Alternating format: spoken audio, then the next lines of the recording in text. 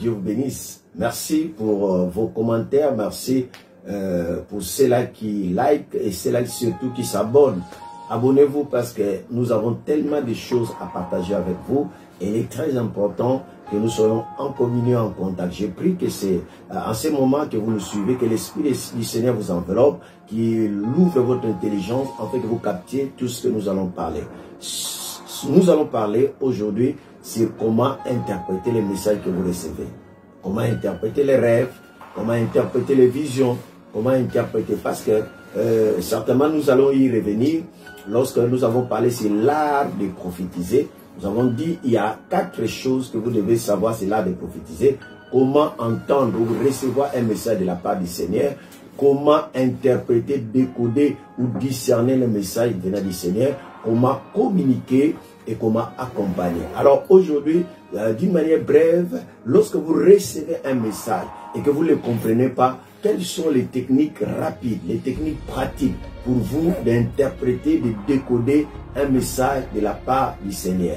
Soit c'est un rêve, donc un songe, soit vous êtes là, vous ressentez des phénomènes dans votre corps, la chaleur aux pieds, la chaleur aux mains, tout là. Soit que vous avez les battements du cœur, soit vous fermez les yeux, vous voyez un drapeau d'un pays. Alors comment rapidement vous pouvez avoir vraiment une explication? Alors lorsque vous recevez ces messages, premièrement, vous devez prier. Vous devez prier ce qu'on appelle les dialogues prophétiques, c'est-à-dire demander au Saint-Esprit de vous donner des amples explications. Parfois, Dieu veut que nous soyons dépendants de lui. Il nous donne une information, il veut que nous revenons vers lui. C'est pour cela la Bible parle de Jésus. Lorsqu'il prêchait, les apôtres, lorsqu'il s'est retiré avec lui, il lui posait des questions et Jésus-Christ leur donnait des explications plus approfondies. Donc la première des choses, priez. Priez que Dieu vous aide à comprendre ce que vous avez reçu de la part du Seigneur. Alors deuxièmement, vous allez faire ce qu'on appelle l'interprétation générique. L'interprétation générique signifie quoi? Qu'est-ce que représente cette chose que vous venez de voir dans le plan naturel? Lorsqu'on voit un drapeau, vous avez un drapeau, c'est le symbole représentant un pays.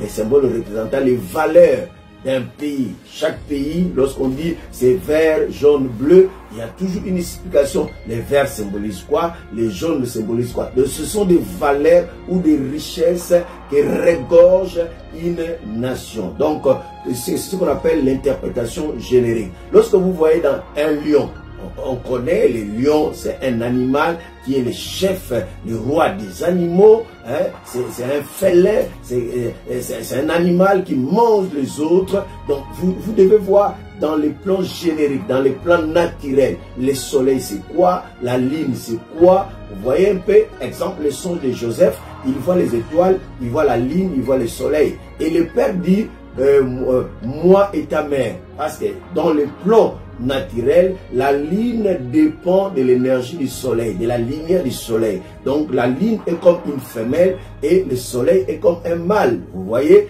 Donc les étoiles sont nombreuses, donc ils sont considérés comme les enfants.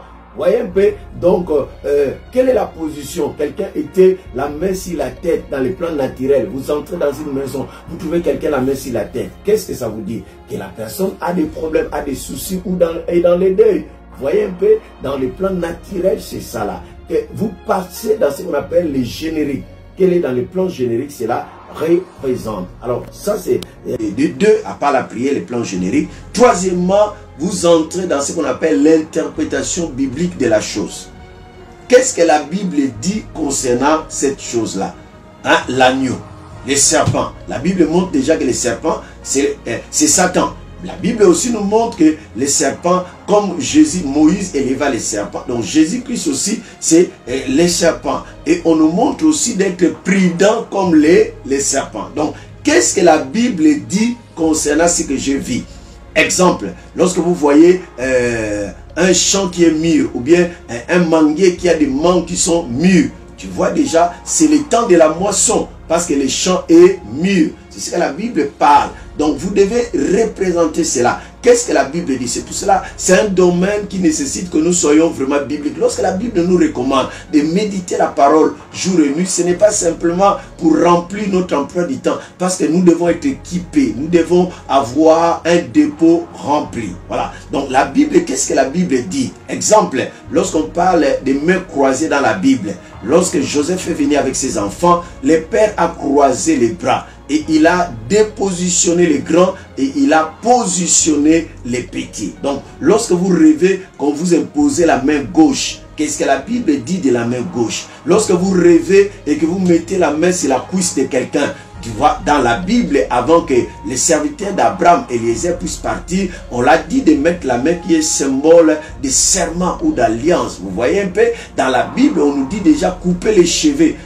Un homme dont les cheveux sont coupés, c'est quel symbole? Une femme, la chevelure, c'est quel symbole? Donc l'eau, déjà dans la Bible, l'eau c'est la parole, l'eau qui coule à flot, c'est l'image du Saint-Esprit, et l'eau qui est stagnante, c'est l'image du monde. Vous voyez un peu, qu'est-ce que la Bible parle déjà dans ce domaine? Donc c'est facile. Quatrièmement, vous devez avoir ce qu'on appelle la première impression. Souvent, lorsque vous avez un songe, il y a une première impression, une première idée. Souvent, nous négligeons cela, nous disons, ah, ce sont mes propres idées. Mais après, vous allez voir, la chose s'accomplit. Quelle est la première impression, la première idée que vous avez? Vous avez rêvé, exemple, quelqu'un est décédé. Mais dès que vous vous réveillez, vous dites, non, c'est un véhicule.